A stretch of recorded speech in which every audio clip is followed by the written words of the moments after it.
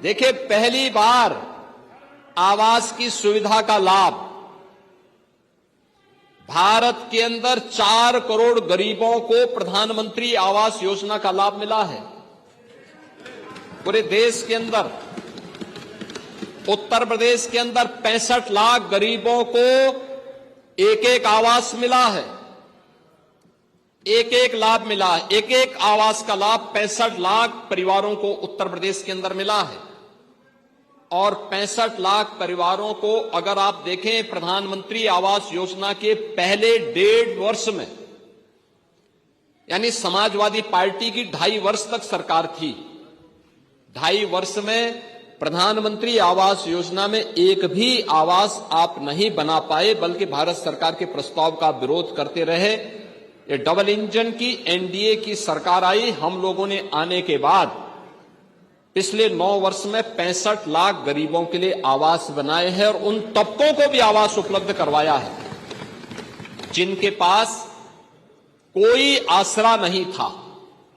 और इनमें से ज्यादातर आवास महिला लाभार्थी के नाम से है, यानी महिला भी लाभार्थी हो सकती है और उसके नाम पे आवास हो सकता है। ये भी सुविधा उपलब्ध करवाई है, ये भी उनको सुविधा भी उपलब्ध करवाई।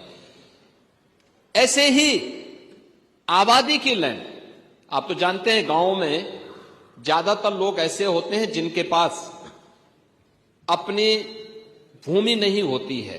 ग्राम पंचायत आबादी की लैंड में उसको आवंटित करती है, पट्टा देती है, वो उसी पे अपना मकान बनाता है, लेकिन उसका मालिकाना अधिकार उसके पास नहीं होता है, कागज नहीं होता था।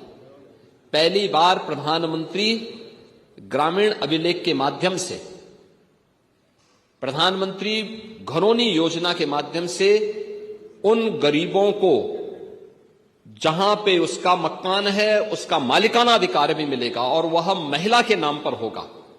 ये पहली बार हुआ है। ये काम कांग्रेस भी कर सकती थी, समाजवादी पार्टी भी कर सकती थी, प्रदेश में अन्य दलों की सरकारें भी कर सकती थी, नहीं किए।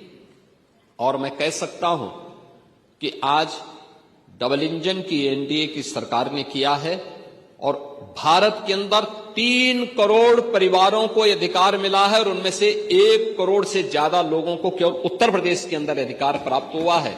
यह भी महिलाओं के नाम पर ये सभी अधिकार पत्र जारी हुए हैं।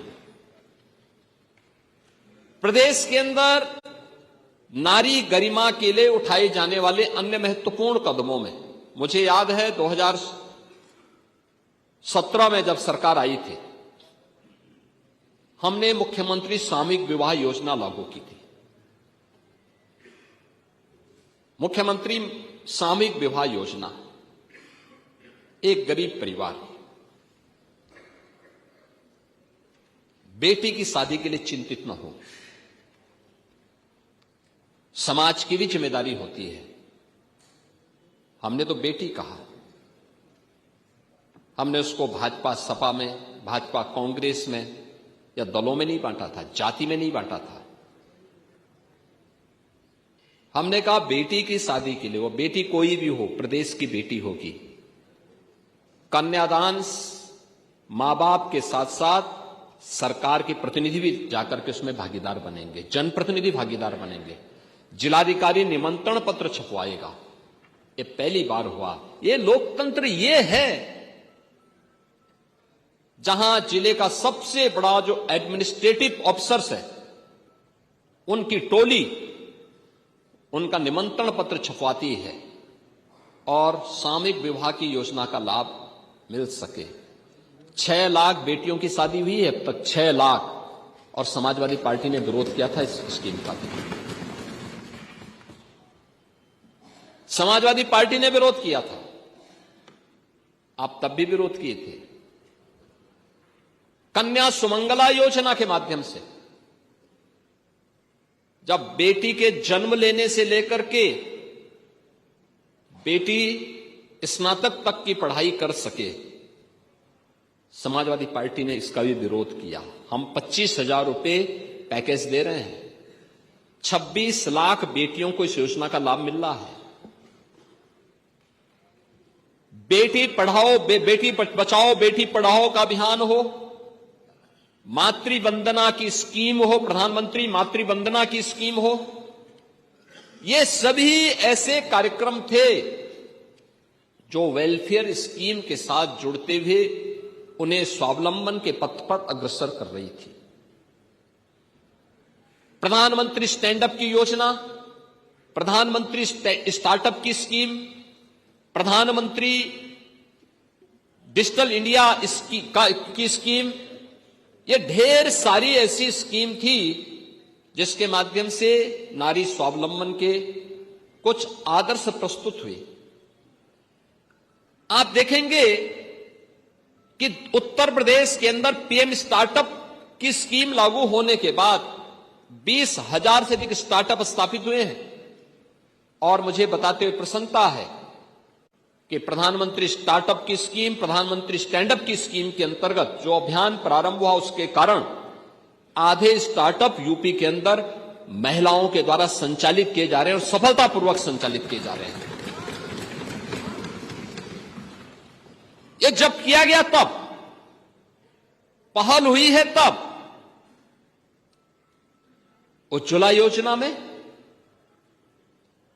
आप लोग केरोसिन भी ब्लैक कर देते थे, और आज कांग्रेस के समय में एलपीजी के सिलेंडर तो मिलते नहीं थे, डंडे जरूर पड़ जाते थे।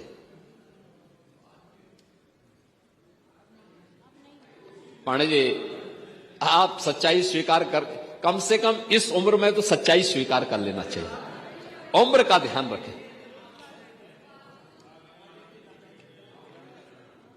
लेकिन कनेक्शन की समस्या थी।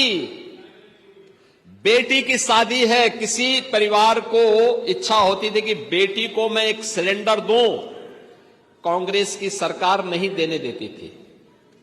समाजवादी पार्टी डंडा मारती थी, और बाकी तो जो होना था सब होता था। आप देखे होंगे देश के अंदर 10 करोड़ महिलाओं को एलपीजी के फ्री में कनेक्शन उपलब्ध करवाए गए। 10 करोड़, जो कांग्रेस की सरकार में 25,000 से लेकर 50,000 में ब्लैक होते थे।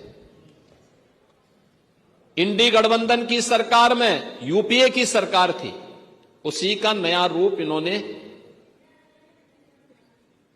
गिरगिट की तरह जो रंग बदलते हैं ना, यूपीए से जब देखा कि अब यूपीए से काम नहीं चलेगा तो उसको इंडी गठबंधन कर दिया। इंडी गठबंधन की सरकार उस समय जो यूपीए के नाम पर थी, उस समय 25,000 से लेकर 50,000 में बिकता था, और फ्री में मोदी जी ने 10 करोड़ महिलाओं को रसोई गैस के सिलेंडर उपलब्ध करवाए। देश के अंदर 50 करोड़ महिलाओं को 5 लाख रुपए का आयुष्मान भारत की सुविधा का लाभ भी मोदी जी ने दिया, और 80 करोड़ लोग फ्री में राशन की सुविधा का लाभ प्राप्त कर रहे हैं। यह वेलफेयर की वे स्कीम है जो पिछले 12 वर्ष के अंदर देश के अंदर प्रधानमंत्री मोदी जी के नेतृत्व में जो कार्यक्रम आगे बढ़े। लखपति दीदी की स्कीम, 3 करोड़ महिलाएं आर्थिक स्वावलंबन के मार्ग पर चल रही हैं। उत्तर प्रदेश में वीसी सखी, बैंकिंग कॉरेस्पॉन्डेंट सखी, गांव में बैंकिंग लेन देन का काम कर रही हैं, बेहतरीन उदाहरण प्रस्तुत कर रही हैं। मिल्क प्रोड्यूसर के रूप में बुंदेलखंड में बलेनी मिल्क प्रोड्यूसर हो, या आगरा का मिल्क प्रोड्यूसर, गोरखपुर, वाराणसी और प्रदेश के अंदर अन्य स्थानों पर महिला स्वावलंबन का आदर्श प्रस्तुत कर रही है। और कौन ऐसा सेक्टर है जिसमें आज भारत की नारी अपना लोहा न मनवा रही हो? हर एक सेक्टर में, और डिफेंस का हो, हेल्थ का हो, एजुकेशन का हो, या फिर किसी भी अन्य सेक्टर में, समाज के हर एक क्षेत्र में जब वह नेतृत्व दे रही है, लेकिन इस नेतृत्व के साथ साथ उसके पास राजनीतिक ताकत भी आए। नीति निर्धारण में भी वह मजबूती के साथ आगे बढ़ सके। इसमें सबसे बड़ी बाधा आप लोग बने हैं।